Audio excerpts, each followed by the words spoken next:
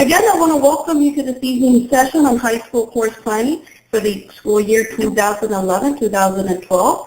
I want to welcome all of you parents and students to our session. Let me just give you a brief overview of what we're going to be talking about tonight.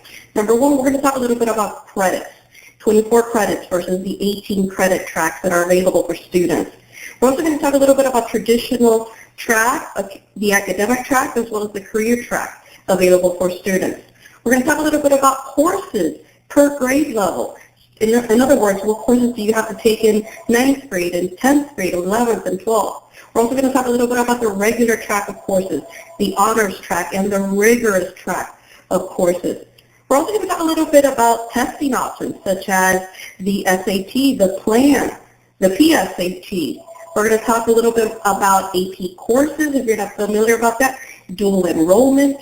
And we're also going to finish off the night talking about how to schedule yourself with Florida Virtual School, as well as how to schedule yourself at home while you're studying for courses.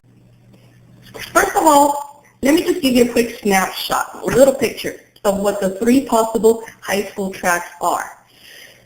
Homeschool students who plan to finish high school as a homeschool student can choose any of the three tracks that are outlined here, either the 24 credit track, which is your traditional four-year track, or either of the two 18 credit tracks, the academic and the career track. Let me just give you a brief overview of what these tracks are.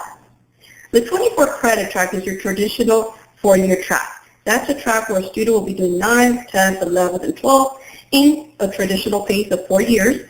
This is the default track. So if you are a homeschool student and you're planning to go back to public school at any point during your high school years, be it in 9th and 10th, 11th, or 12th, this is the track you have to follow. Because when you go back to traditional school, you will default into the 24 credit track. And I'll explain that in a second as to why. But this is the track you want to follow if you're planning at any point during your 4 years to go back to public school. Or if you think you may, or you're not sure if you may, this is the safety track. This is the one you want to follow, the 24 credit track. The 24 credit track is also the competitive track. This is the track that's going to make you competitive with all students when applying to colleges and universities. So if you're planning to apply to a four-year university like FIU or FAU or USF or UCF or UF, all of those, this is the track you also want to follow because you want to be as competitive with other students, be it that they come from the public school or from a private school, in order to enter a four-year university. And out-of-state universities, many of them will require homeschool students to have the 24 credits. Not all, but most of them will. So this is your safety track. This is the one you want to follow if A, you're planning or you think you may go back to public school, B, you may apply to a four-year university that's a difficult school to get into like UF or FSU, or if you think you may end up going to college out of state, this is the track you want to follow. Now let's talk a little bit about the other two. The 18 credit track, academic 18 credit track, let me be specific as to what I'm talking about. This track is the most popular track for home educated students. This is the track that if you're a homeschool student and you know for sure that you're going to be completing high school as a homeschool student, then you can definitely choose the academic track. The academic track is also the minimum credits required to apply to any state university, like the ones that I mentioned previously, like FSU or UF or FIU. These are the 18 credits, specific 18 credits that they will be looking for from a homeschool student. Now, like I said, if you want to be very competitive, you'll go for the 24. But if you're applying to FIU or any state university, at minimum, this is what they're going to look like. They're going to look for. And we can talk a little bit about how to design your 18 credits to be as competitive as possible if you don't want to do the 24. So that's the 18 credit academic, and it also meets the Bright Future Scholarship, which we'll talk about in a second. And the last track option is the 18 credit 3-year career track.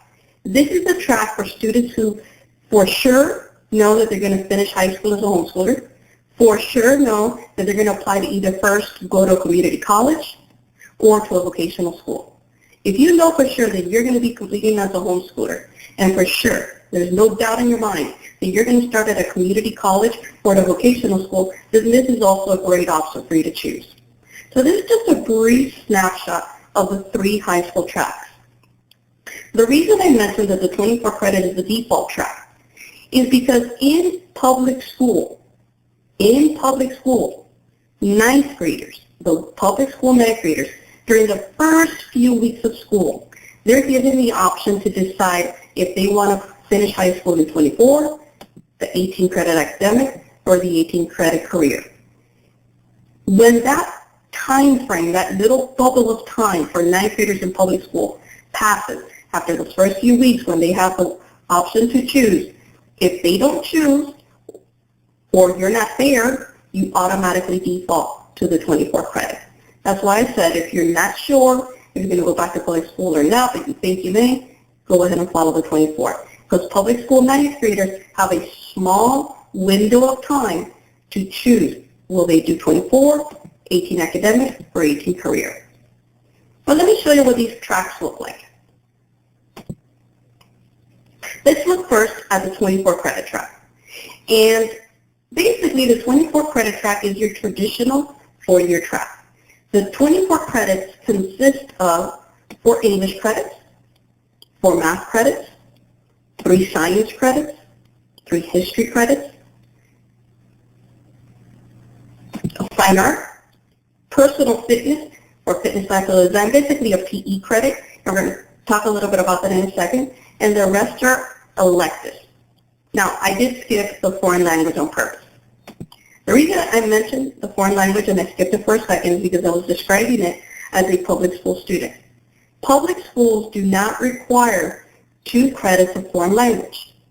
They don't require 2 credits of foreign language to graduate from high school. So if you're a public school student planning to go back to public school, they don't require it. Those 2 credits will typically fall into the electives, and it's a total of 8 credits. However, if you're planning to apply to a state university, a 4-year university, at a state university, they're going to want to see 2 foreign language credits of the same foreign language within your 24.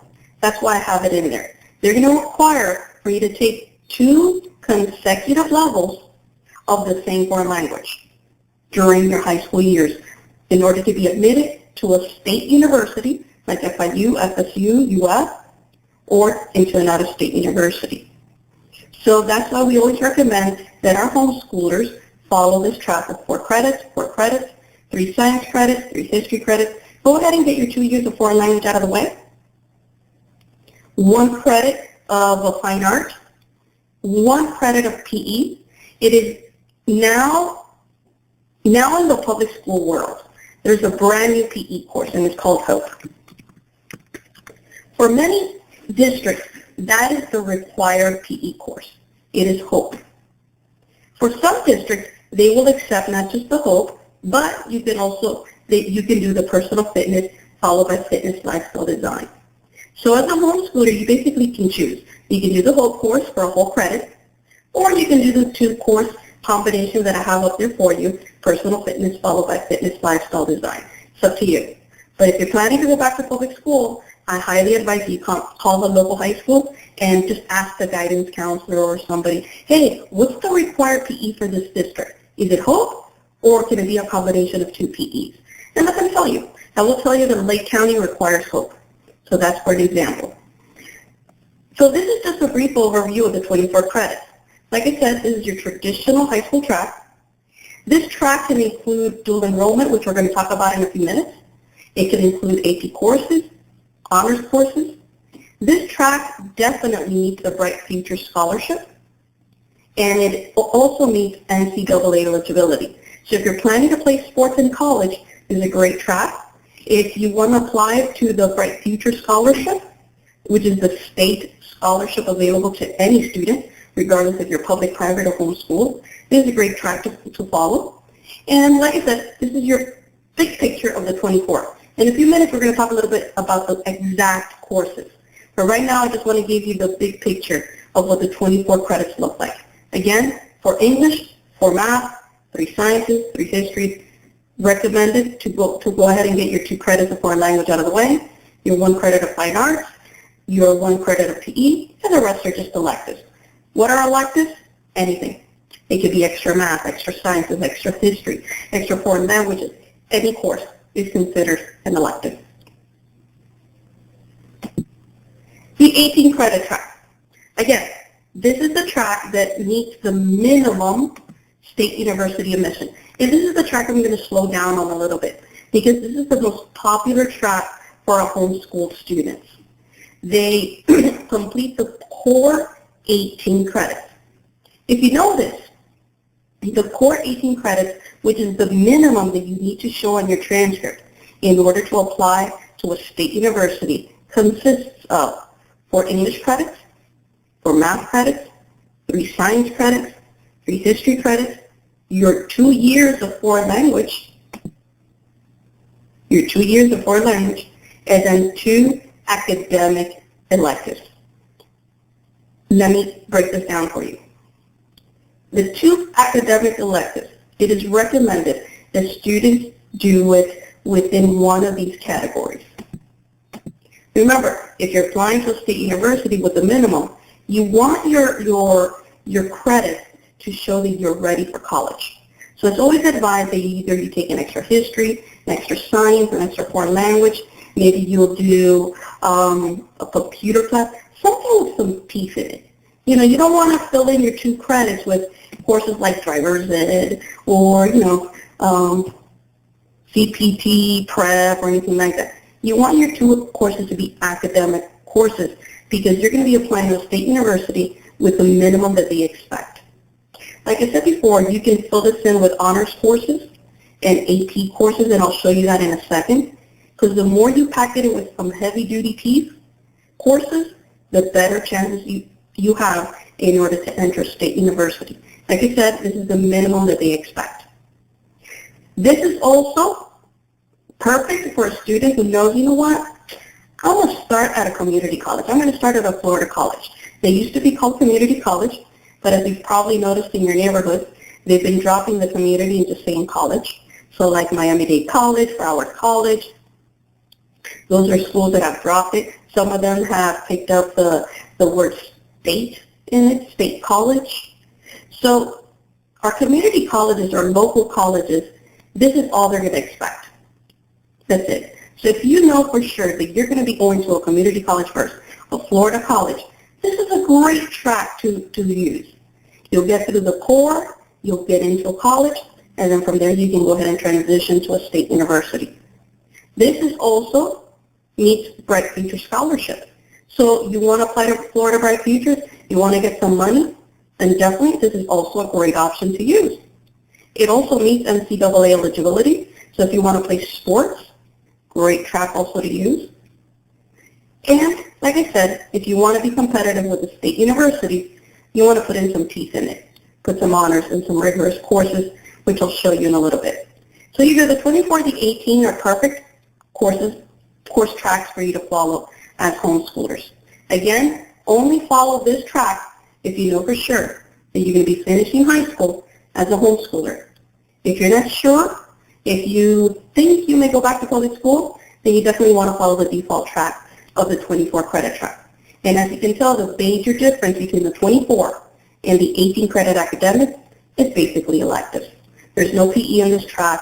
There's no fine art on this track. It's just a few less electives to take.